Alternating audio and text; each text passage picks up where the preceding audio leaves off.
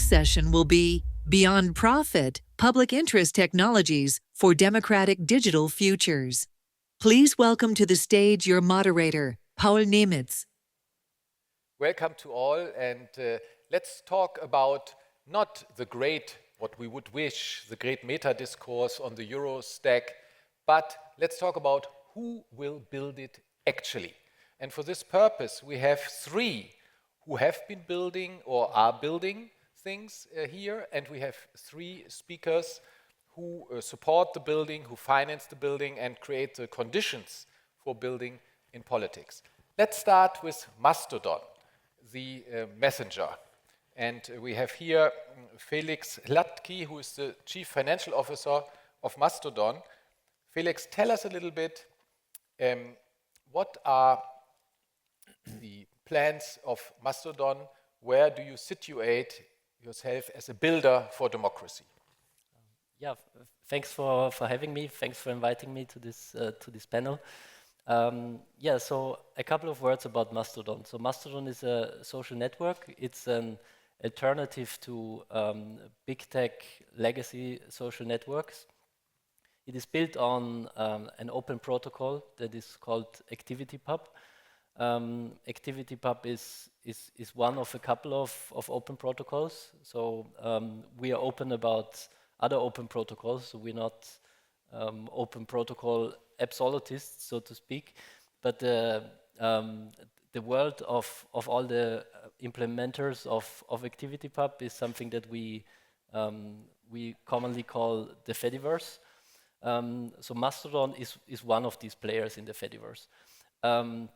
There's other implementers, for example, so we are in this social media, more like microblogging space, but there's other implementers that are, for example, video streaming or content management systems. So there's a vibrant ecosystem in this space. And to your question, what are the plans for Mastodon? So Mastodon, it was founded around 5 to 6 years ago here in Germany, actually. It's a non-profit organization. Important to stress also that there's no advertisement model. This traditional model that in social media is come to known as pay to play, so that you basically have to pay so that your content can be seen by the users. This is something that we are radically opposed of. So there's no advertisement model, which means that we have to have another business model, of course. So currently, almost 100% of our budget comes from user donations, small user donations. So this starts with a couple of euros per month. What's your budget? So our budget is it's less than €1 million per year. How many users do you have? So we have currently 1 million monthly active users and a total of around 10 million users. So 1/10 of them are active. About 1% of these users are donating to Mastodon. Some very small, but others make larger donations. So we had a couple of high net worth individuals, largely from the United States, financing us. But we've also been happy to receive government grants, both from the European Union, but also from Germany, so where we are currently based. There's also some commercial activities that we want to start, or that we have started already. So the European Commission, for example, it was our first customer, so we host a Mastodon server for them. So Mastodon is a federated network of 10,000 individual servers that they can all speak to each other. And these commercial activities, they help us grow the whole network, but also make it like a safer and better moderated network. Okay, thank you very much. I run myself a Mastodon server which is called EU Policy Point Social with around 1,400 users, costs me €6.70 a month. And so everybody can do it, and you link your server to this system of 10,000 servers, and then your people on your server can see the contributions of these 10 million users. It's really working social network, low cost, and completely independent of, let's say, capitalistic market. Thank you very much, Felix, for Mastodon. Now I turn to Matthias Pfeffer, who is the director of the European Council for the Public Space, a term of Habermas. Public space being the locus where people build their opinions in democracy. And Matthias is building a European TV platform. How are we going to get there? Why do you do this, Matthias? Yes. Let me start that using technology for democracy, in my view, I'm a journalist, my background is journalism, means that we have to build an infrastructure for trustworthy information and opinion building in the public sphere. As you said, this is a precondition for all democracies. Only fact-based information can be free decisions, can build free decisions. And so we need a system that guarantees that every citizen has access to trustworthy information. This is already in the European Charter, Article 11, funded that everyone has this right, this fundamental right, across borders in Europe. And I think time is now here to open the language barriers and to build a European network of news, of trustworthy news sources, because we can now translate first time in history in real time in all languages. So this is a very new opportunity for Europe, because Europe had the lack of a public sphere so far because of language barriers, and we can now achieve this goal. So the other side is that what do we want to do? We want to build a network, a decentralized network, and I want to emphasize that Mastodon and the Fediverse infrastructure is very powerful. It was built in the last years to a really reliable and strong technology, which is decentral. That's what we need for that system, because we want to connect the decentral local TV news of Europe that are licensed. We want to start with the public service media news and make them accessible in all languages all over Europe. And that means to build up a kind of news platform with a user interface that translates automatically all the news. The user can search there for his items, can build his favorites there, and it will be a very interactive thing to use.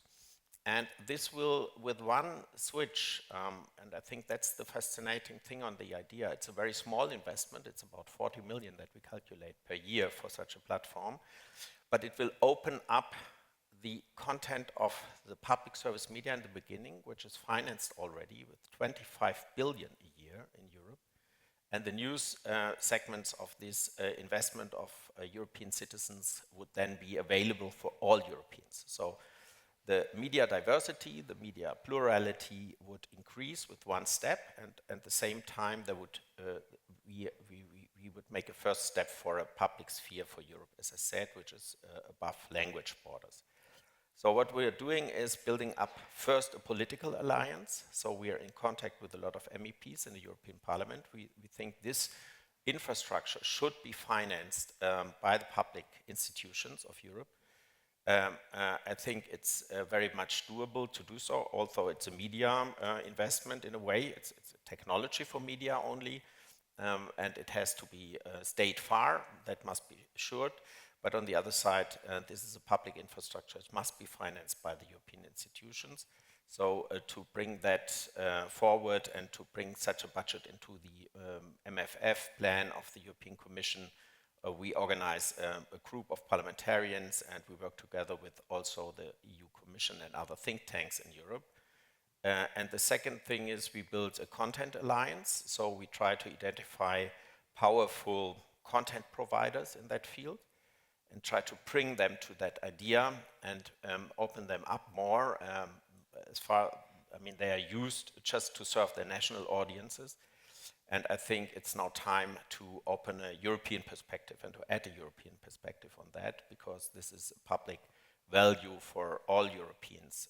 And the third thing is that we bring together technology builders like Mastodon, and they should deliver the needed technology. I'm very sure and very optimistic, because we do have great builders, technology builders in Europe. We do have great content. We do have a lot of good independent journalism still.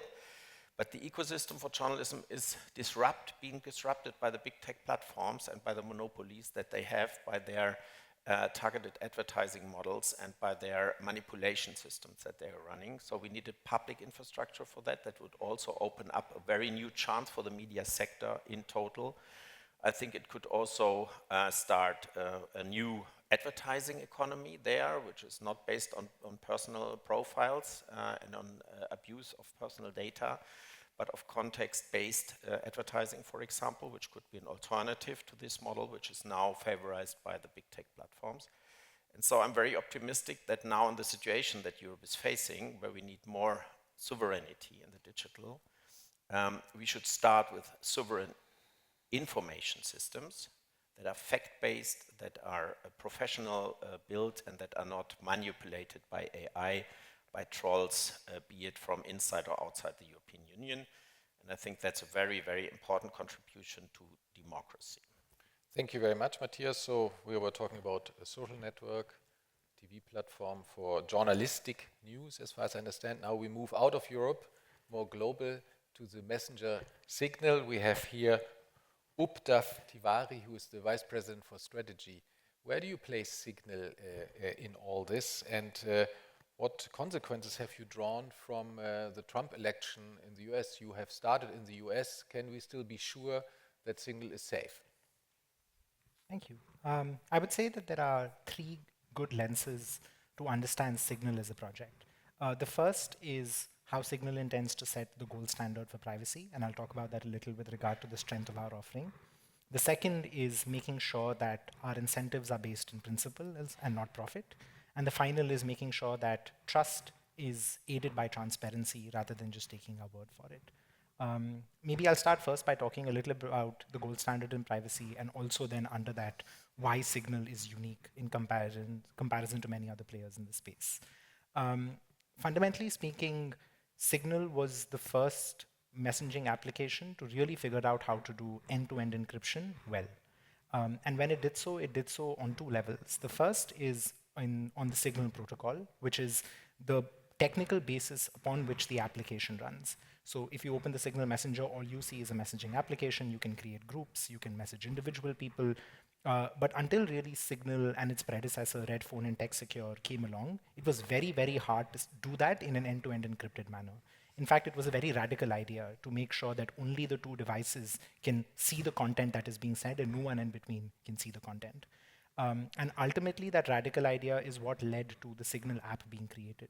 Because we realized that while it's very powerful to come up with the protocol that's underlying it, at the end of the day, one must also be able to trust the service that is operating the protocol.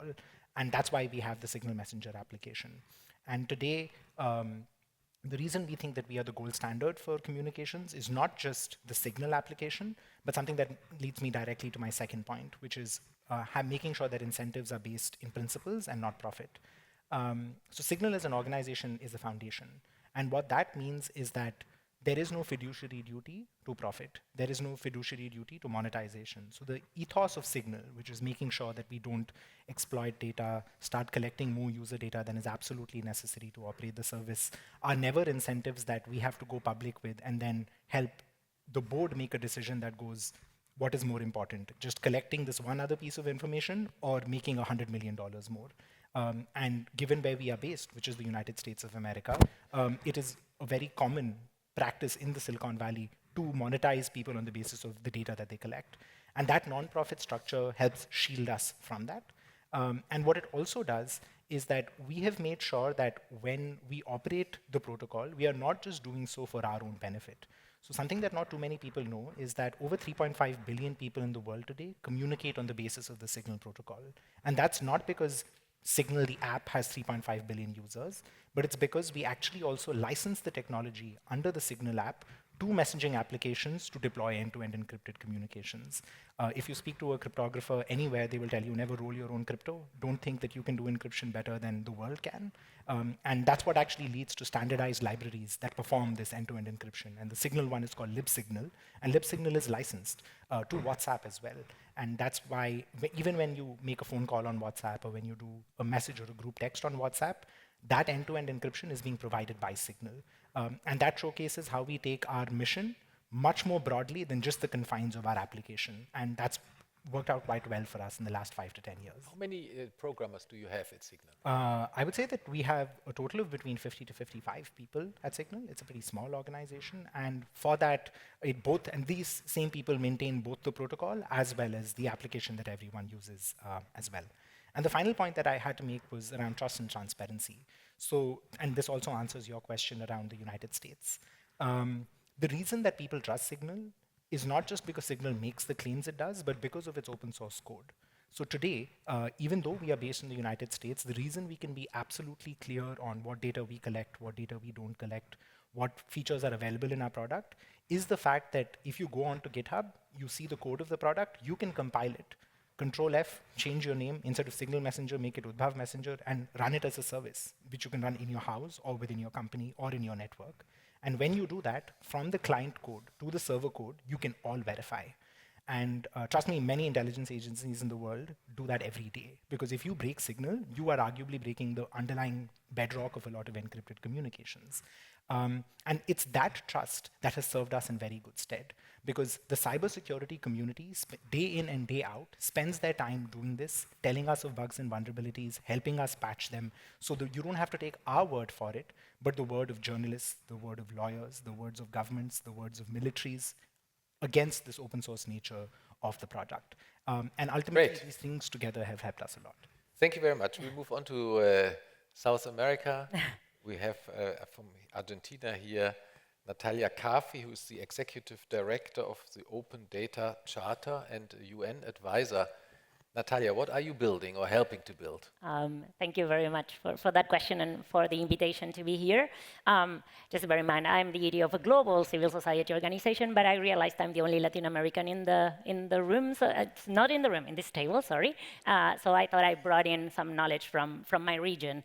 I'm Argentinian, but I've been working in Latin America for a long, long time, longer than I dare to accept.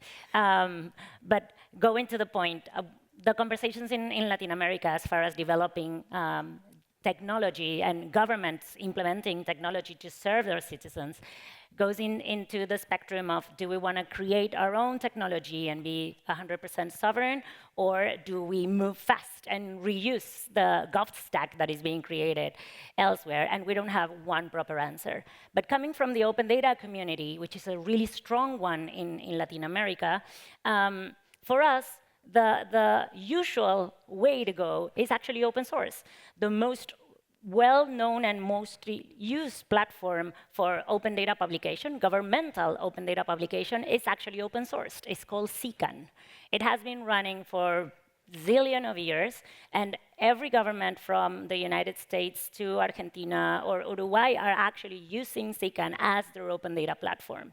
And one of the questions that I have for everybody developing GovStack and Eurostack is, why is not CICAN part of the conversations in the stack? But we can double click on that afterwards. But one of the results of the open data policies in the region is that we have a huge civil society and civic tech community that has developed in Latin America. So civil society organizations are a huge actor in the development of digital policies in the region. We are the only region in the world that has had an open data conference for 13 years in a row. We've only went to the same country twice, and that was only to celebrate the 10th year anniversary. So we keep on going and meeting the governments and the civil society in different countries of the region. And that's very important. But we've also been able to develop a data journalism community. Most of the national newspapers have a data journalism team, and some of the newspapers in the region have been able to win international prizes because of the data journalism teams and the news that they've been able to find in the data sets that governments are actually publishing. But one of the challenges, of course, is always regulations, and the Open Data Charter works on trying to help create regulations that can find a balance between privacy and access to information, and under that umbrella, open data. But I wanted to bring another thing that we need to think about when we are developing technology from the governmental perspective, which is the procurement process. We also need to change regulations in procurement. If we want to make sure that open source is the way to go, if we want to make sure that civic tech and gov tech, small companies or even civil society organizations can be developers and actually produce tools that the governments use, we need to change the procurement. There's a lot of countries that have a lot of rules that actually keep these smaller organizations out. And I want to bring one really good example from Chile. A university in Chile got some funding to test out with at least one or two public offices a change in the way that the Chilean government procures and buys AI. Because they were brought like by the big companies, like this canned tool, if you will, to deploy, but it didn't meet the requirements as far as digital rights in Chile. So what they did is they tested out in small with two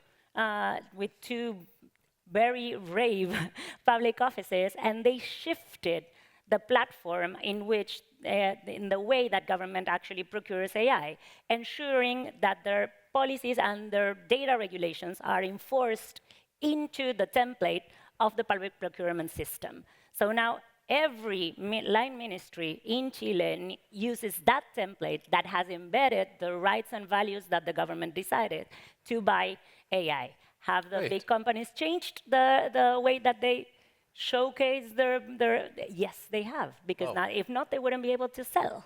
Great. So there's a way. Thank you very much. Let's move on to Sheila Warren. She comes from San Francisco. She is the Chief Executive Officer of the Liberty Project, previously the Executive Officer of the World Economic Forum for Digital Issues. Sheila, the Liberty Project finances and supports building of technology for democracy. And what are your projects which you support? Well, thank you, and thanks for the invitation to be here. At the Project Liberty Institute, we have a number of initiatives that focused really on catalyzing the ecosystem in which this building can happen. One thing that we do specifically around building is we steward something called DSNP.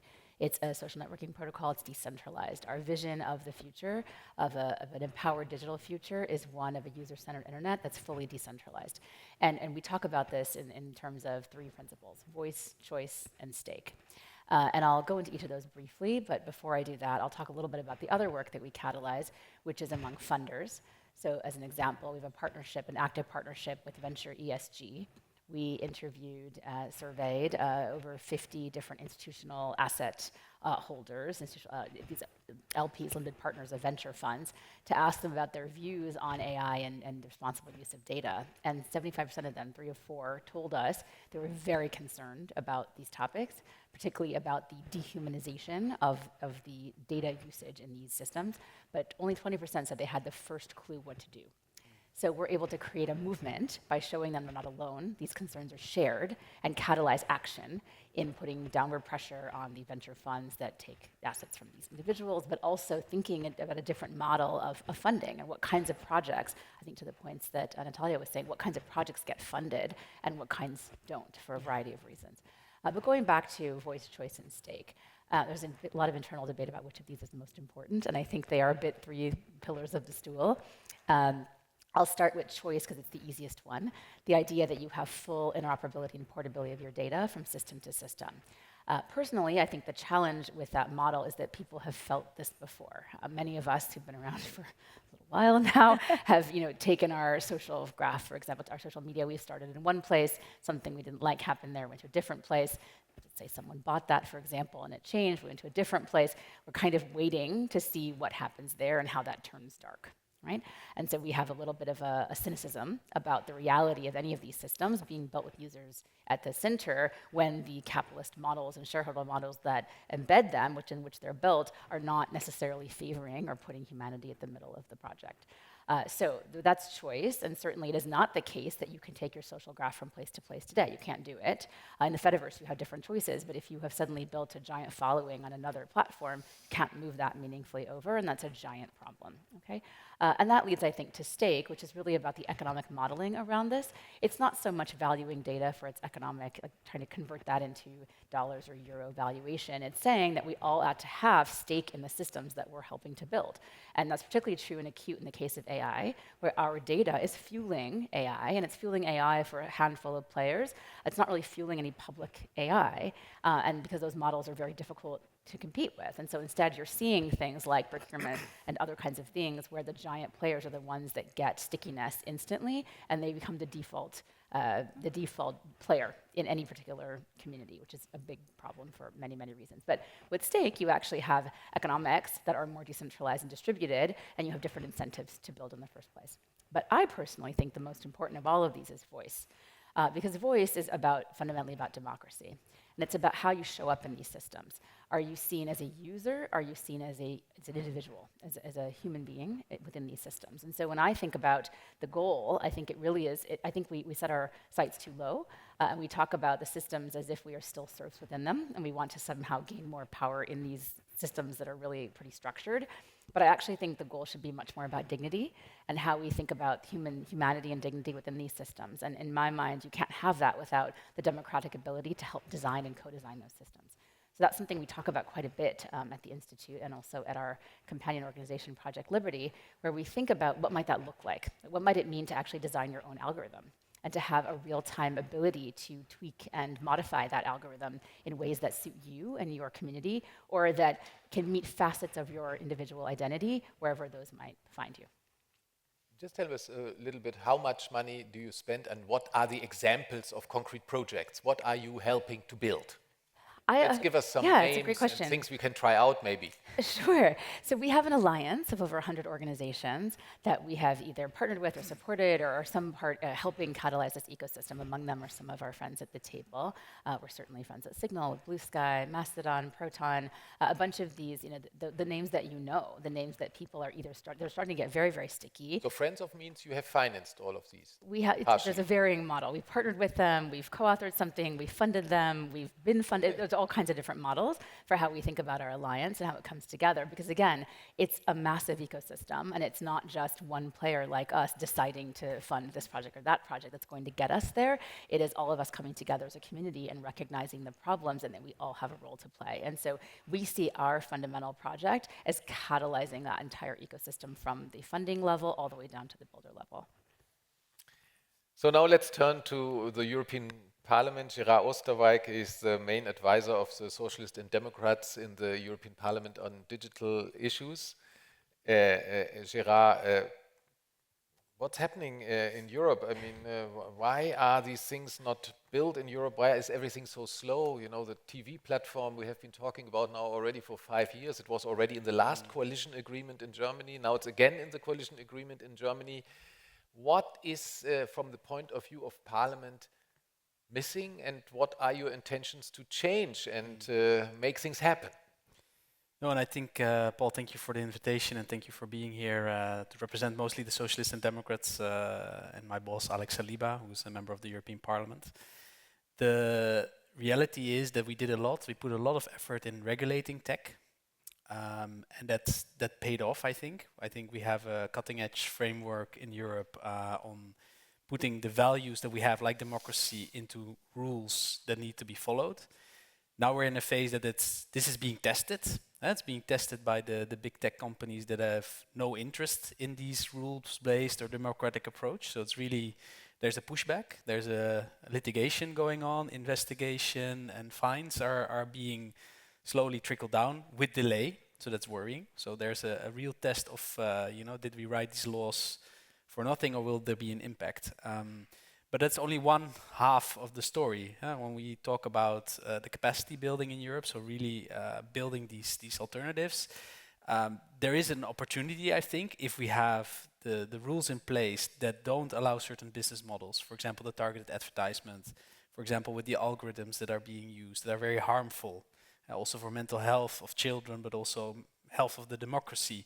there is a reason to be very strict on them and to create the space to actually build the alternatives. And to mention one thing, I think also for Signal very important, the interoperability of messaging services. It's in the DMA, but it will depend also on how will it be implemented or will it be sabotaged. I think on everything, I work in the Parliament, the European Parliament. We create interesting laws, but the proof is in the eating of the pudding as we speak. So I'm very interested to see, will I be able to delete my WhatsApp and just use Signal?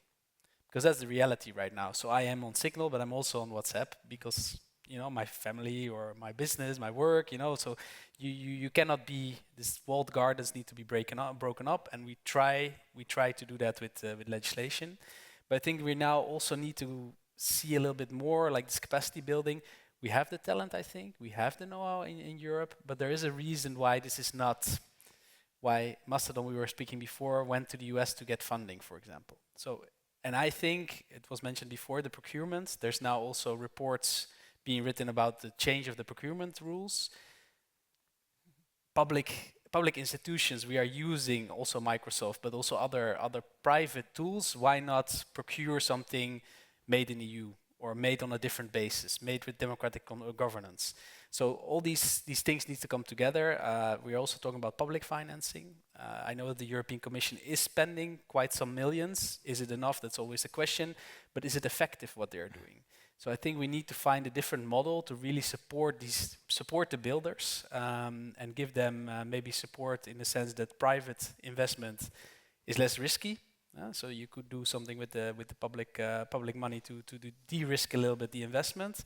Yeah, for us, I think also we need to depoliticize a little bit this discussion. So we are trying to build an alliance, both with civic tech, with different political groups, to really see this as a pan-European pro-democracy approach. And I think there is an opportunity in the digital space because I think from the democratic parties, all of them realize that the dependency of EU, also the public sector in the EU, on foreign big tech tools is a problem. So for us, we are optimistic, but I think the realities, and that's why it's interesting to hear also from the actual builders, the reality is quite challenging, and I think there's a lot of obstruction and sabotage happening because there's big interests. There's so much money going around, and we're talking about 1 million budget per year for Mastodon, and you have several, you know, I think almost 100 billion spent in AI developments. But at the same time, the European Commission is talking about AI factories, and they have every month they have a new announcement.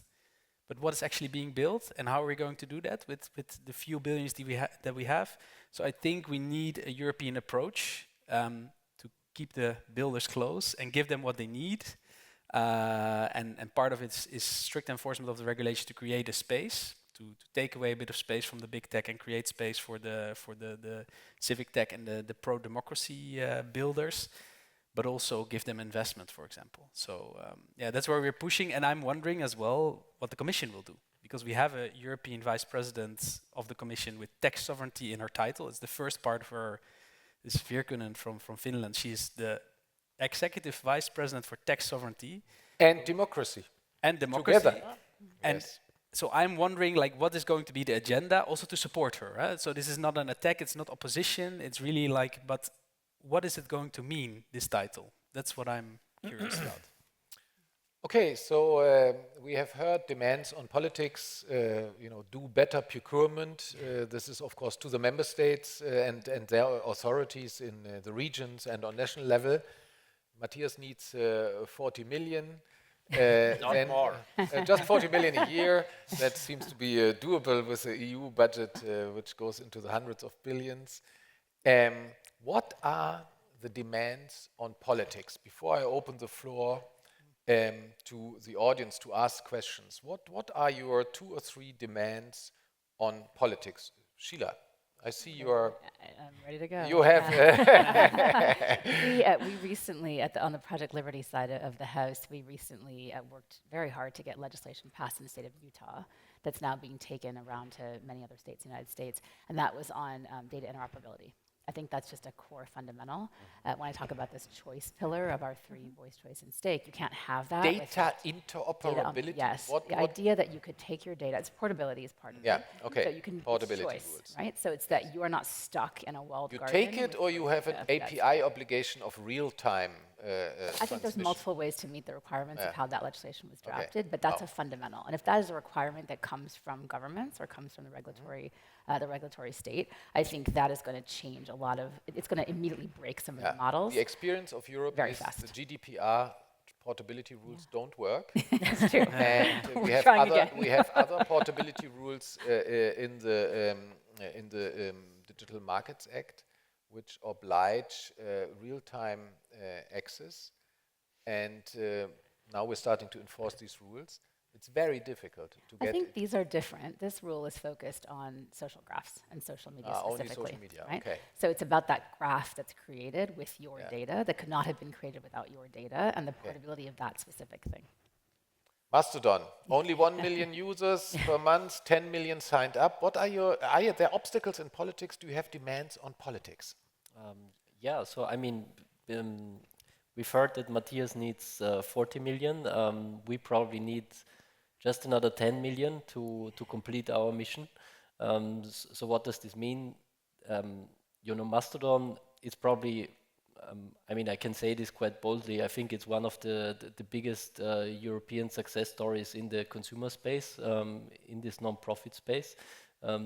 We have been incredibly cost efficient in building this, but things are not perfect in the sense of that if you are constantly compared to legacy social media apps, simply our user interface and user experience, it's lagging behind slightly. I would say that it's like 80% built, but it needs like another push to complete our mission. So this is like a funding part. The second part, probably equally important, is some sort of honoring that non-profit technology is built in Europe, also from a legal point of view. So what do I mean with this? That we have had a incredibly hard time out of Europe to build non-profit technology. Always having to justify ourselves. This is something that in the US actually non-profit laws are significantly easier from that point of view. Of course, some European countries are different than others, but I believe that this, these examples, and we have a handful of these positive examples on this table already, not only European ones, but also from the US. These should rather be inspiring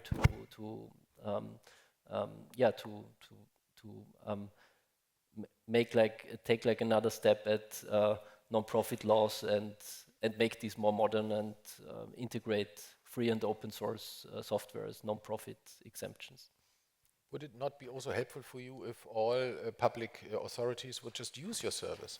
Yes. Or is that less important than, than what you just mentioned? No, thanks for... Because it's easier to do for them.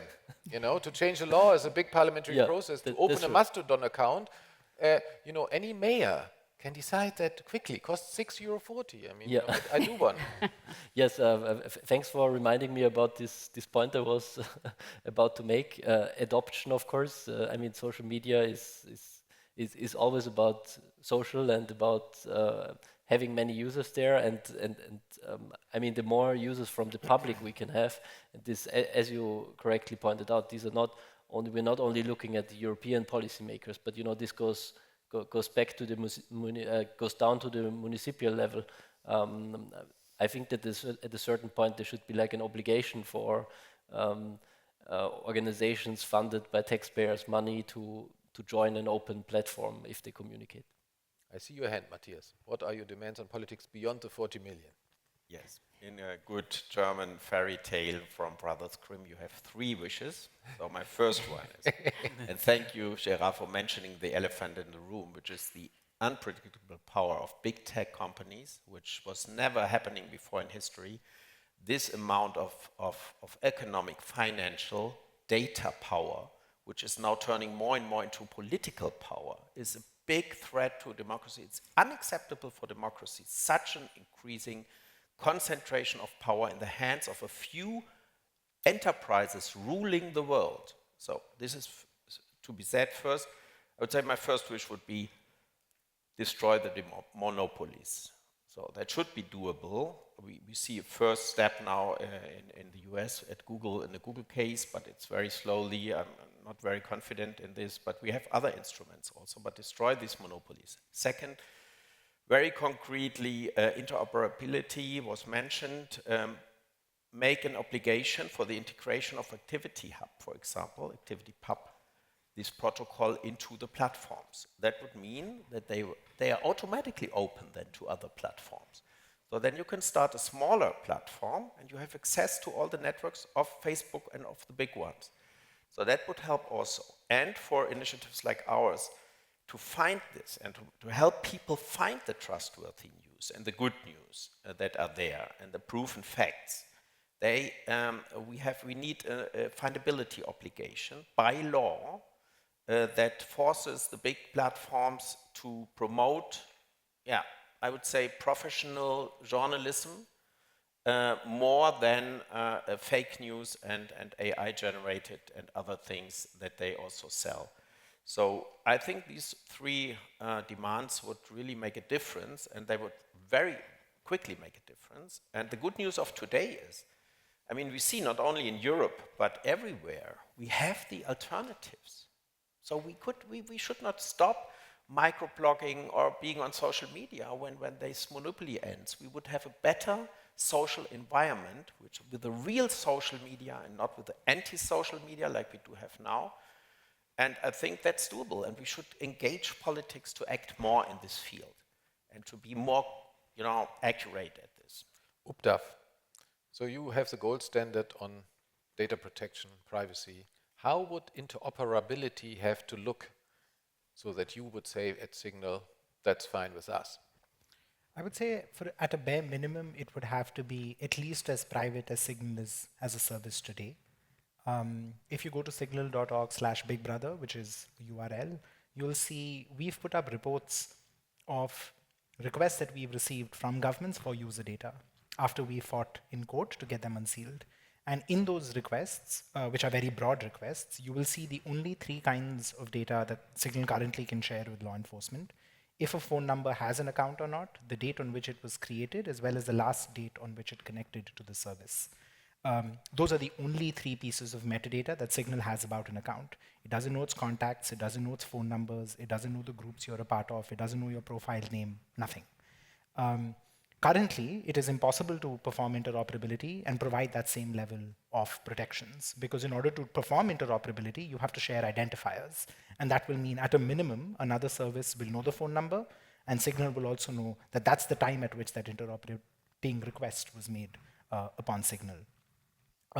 So despite the fact that the WhatsApp proposal for interoperability under the Digital Markets Act requires the interoperating service to adopt the Signal protocol, Signal is not going to perform interoperability because we can't make the same privacy guarantees with our own protocol if a third party is operating it. So for us, the barrier is really high and effectively today, technically impossible to do, because interoperability requires identifiers, and identifiers have to be shared, and that is less private than the service today because of how zero-knowledge proofs work in the service that we've deployed. Ultimately, though, maybe I'll add another thing as well. I do think that this year has honestly been quite shocking to see some of the really scary legislation that's been proposed in Europe that is very bad for encryption. Earlier this year, we had Sweden proposing laws that would have required end-to-end encrypted services to create backdoors for law enforcement. We saw the France propose a law as a part of its narco-traffic bill that would have also required backdoors whenever the government wanted it. And we've seen conversations in the European Union around client-side scanning that are also fundamentally about seeing and scanning content before it ends up being encrypted. Honestly, if you would have told me last year that I would be seeing these laws be proposed in 3 months in Europe in 2025, I think I would have laughed at you, because these are all 2010 level bad ideas about encryption that law enforcement gets very nervous about, because this idea that 3.5 billion people in the world can communicate with each other and we can't see what they are saying scares them. And it's the way that they deal with that fear is by proposing bad legislation. So I will say, if Europe wants to be the home of alternative technology that treats privacy as a fundamental right, it also needs to really figure out how to not pass laws and regulations that will fundamentally break the very technical protections that the European Commission uses Signal. If you go to their website, you see it's one of the recommended apps for staff in the European Commission. But yet they also propose laws at the same time that would end up weakening that very service. So we need more holistic and sensible lawmaking.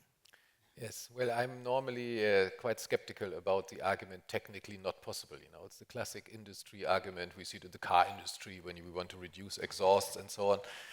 But anyway, interesting arguments you made. Now we have still 15 minutes. Could I add a request? Please, but you had already a good one. I do have my wishes. Yes. I represent civil society organizations in 2 international boards. So I'm part of the Open Government Partnership Steering Committee. We're 11 representatives of civil society there, and I'm one of them. And then at the UN Data Governance Working Group, I'm also one of the 11 civil society organizations representatives. And the request that I have is we're seeing shrinking civic space everywhere. Laws being put into place that actually constrain the possibilities of action of civil society organizations. And big decisions are being taken and big discussions are being taken in Brussels, in Strasbourg, at the UN level, and every international forum, G20, C7, G7, sorry. So the request is first to work with us, with civil society organizations on these laws that are governments are trying to create, but also funding. There's a lot of restraint into funding, and for meaningful participation of civil society organizations in these forums, we need funds, not just to travel, like I don't care being in the room. We need to do research, advocacy, write white papers, go to the parliaments, go to the government officials, and be able to speak our truth. And if we're getting constraints in funding, we're not able to do that. So the request is actual funding. For civil society organizations, we do have a voice, we do have knowledge to bring in. We actually connect governments from around the world sometimes in these types of forums. So that's my request. Yes, thank you very much. Sorry to not have given you the word problem, again, but your request on procurement, government procurement rules is of course key, because the funding issue is about everything you say, but it is also about the funding of building. Yep. And the funding to the right, to those builders, to those in the technical intelligentsia, which are actually willing to engage with democracy rather than just build something for profit. Now we have 11 minutes left. Are there any questions in the audience? Do we have microphones in the audience? Yes. Are there any questions to the discussants here around the table? Yes, I see a hand here, please, the gentleman. Please, if you want, say your name and your organization, but you can also not do that. Hello, my name's George. I'm from a tech consultancy called Illuminate Tech. Say again? It's called Illuminate Tech. We research the effectiveness of safety tech in particular and public interest technology. For me, I find all this fascinating. I think really great work is going on. There's a lot of talk about democracy and public interest, but I think if you go out in the street, the vast majority of people have no idea what a decentralized social network is. They don't necessarily care about it or know why they should care. It feels quite top-down and technocratic, potentially. So how do we convince your day-to-day European citizen that this conversation about democratic technology is actually democratic and meaningful to them? Right, yeah. How do we raise the attention of politics to this subject? In the elections, it plays no role, neither in Europe nor in the United States. Let's be clear about it. It's not under the top 7 subjects, which are subjects of campaigns. Any great ideas on this? Yes, Gérard. Can I come in? Because I think, so there are different topics, right? So I understand this is very technical, and I work in politics, so I know a little bit about how campaigns work, and this is not a campaigning topic, right? People are more concerned about other things. But there are effects. We can talk about the effects on democracies of algorithms and the choice that are being made. I wanted to come in also, Matthias. They are deliberately pushing back journalism for extremist voices. Like there's going to be, I think, also fines for this. Less journalism, more extremist voices. So That's what Trump wants. This will be a point that there will be investigations and fines, I hope, from the European Commission to some of the platforms. But then something that really sticks, I think, with everybody is the mental health issue. Because if you're on social media, I'm on social media, the whole addictive design, and that's also where there's hopefully also more legislation coming from the European Commission on the Digital Fairness Act. This is a problem, especially for children. You know, I have a young son. I don't want him on social media, and this shouldn't be. But even myself, you know, the addiction of social media, the way it's designed now, what it does to your mental health. I think that's very close to the citizens, and that's what they can relate to and what they understand. So. Yeah. I think we should be smart a little bit about what is the topic, and I think most people would relate to a topic like that. This is exactly the hook that was used in Utah to get this bill passed, was exactly this mental health addiction through social media. So I think you start with something that everybody uses, for better, for often for worse. Most people at this point have experience either feeling stuck within a social media platform, having a friend, a story, a child's friend, a neighbor, a whatnot, somebody who has gotten stuck, like in that system in some ways that lead to harm, to self-harm. There are lawsuits happening in the United States around this now. There's a body of work from all kinds of different scientific, psychological perspectives on this topic, and so it's highly known, but it's also a lived experience of a lot of people. So I don't think that the question was about voters, it was about people. The health thing will not help to explain why Mastodon is important. So any good ideas in the next round? Now I give this question here. Yeah, thanks. So I work as consultant with Gates, Wadhwani AI, and Center for Responsible AI, coming from India.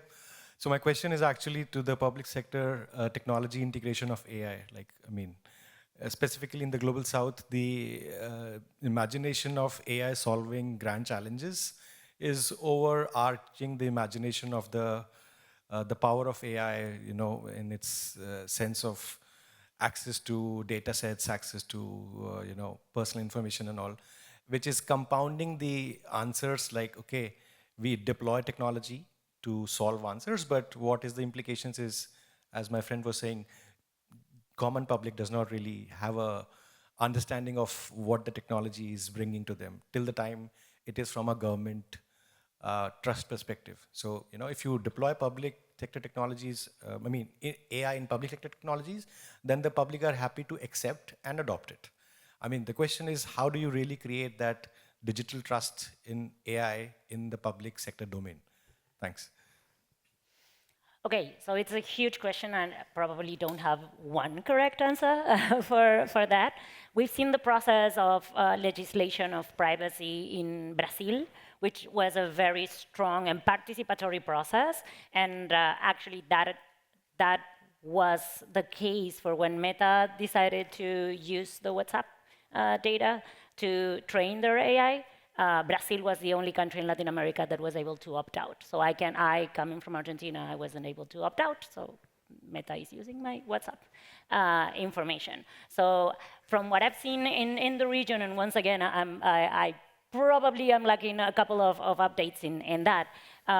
Most of the countries have an AI strategy, whatever that means. Chile was this innovator in the way of procuring data, making sure that they were following their own laws. But there's a lot of lacking in infrastructure still in the region to be able to develop fully functioning public services using AI. So I think the conversations are a little bit behind still, and it's always difficult to bring in the knowledge into the state because salaries are better elsewhere. So the people that actually have the knowledge, the lawyers that have the knowledge on AI, and the developers that have the best knowledge on AI usually at least consult with governments, are consultants for governments, but not public officials, unfortunately. Okay, last question to the table, to everyone. We have one region in Germany, which is called Schleswig-Holstein, which has a conservative government. 3 million people, 60,000 officials. This conservative government has now decided they want to move out of the grip of Microsoft. Everybody in the public administration, also EU institutions, we are all complete slaves of Microsoft. That's what they have decided. Do you think they will be able to do it? What's your advice to this government, which is willing to go open source until 2030? They want to be everywhere open source. Will this work? Is that question number one? And what is your advice to them? Who will help them do it? Thank you. I mean, that was the official stated policy of the European Commission between 2004 to 2010.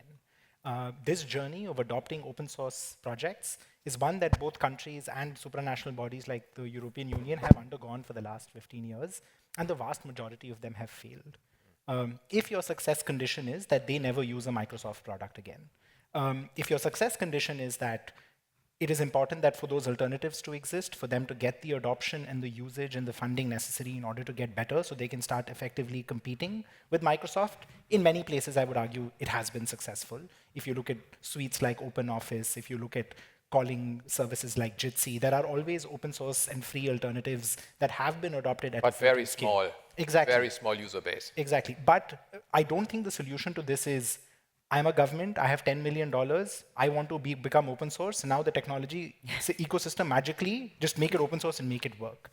There's a lot more responsibility that governments need to take for adopting these actions that goes well beyond money and well beyond legislating what should or should not happen. And I think we are seeing an ecosystem right now when it's interesting, when Mastodon first came out and became a part of the news after Elon Musk's acquisition of like X, lots of people were using the product. The European Commission was supporting it. Are they guaranteed the same level of support today, next year, the following year, when it's not as fashionable to be against Elon Musk? I would argue that probably not. So we need to play a long-term game to solve these problems, and what we are doing is playing very short-term trade solutions that lead to a lot of money being wasted. Yeah, okay, so your argument is stick with it. Yes. Well, I think it's two things, right? It's scale to market and it's growth capital. And without those two things, like how do you have to solve the scale to market problem. You have to figure out like how the thing that you build, whatever it is narrow enough that you can then scale it and then use it to hook into other things, right? So that's one thing. And then it's growth capital. If you don't have patient capital, it's willing to wait for something to be built, which can take a lot of time, especially if you're trying to build an entire stack all at once, that's not going to work. And so I have a lot of concerns we didn't get to today about public-private partnerships around this stuff. And I think you look at something that starts off being a public sector, digital public infrastructure, and the next thing you know, it's like UPI. Google Pay is running the back end of that whole thing, right? Through a partnership that was signed, which is not what anybody expected when they first started. There's one more question here, back to the lady. Yes. Hello? Yes. Stella Pohl from We8. We are also a non-profit organization building a platform that revolutionizes global civic engagement and volunteering. And I have a question regarding, because there's a lot of touch point that interests me, and I can identify our work with everything you said. Is there a tip for non-profit organizations for a network where we can talk with other non-profit organizations doing such work and technological work? Because I know there are funding responsibilities, but also a know-how, creating a global know-how for non-profit organizations that share this. Well, that's a nice project for Project Liberty, isn't it, Sheila? Well, it's part of what our alliance does, and we do bring together nonprofits from all around the world. I think if you're looking about how to use technology, I think TechSoup, which has hundreds of, I was there for a long time, so I'm a little biased. I was general counsel there for 5 years, but they have a lot of education around technology, particularly around warnings around technology, right? And how to think about data, how to think about the cloud, how to think about privacy, messaging, all these different AI specifically. So I'd recommend them for sure.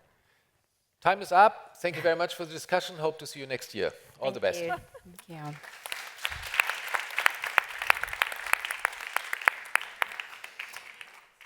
Thank you very much, dear Paul, dear all of you. We're going to leave you to your seats, your planes. We're wishing safe travels for those who have to leave already. For all others, I'll be very happy to see you back in a few minutes for this last sequence of the Global Solutions Summit.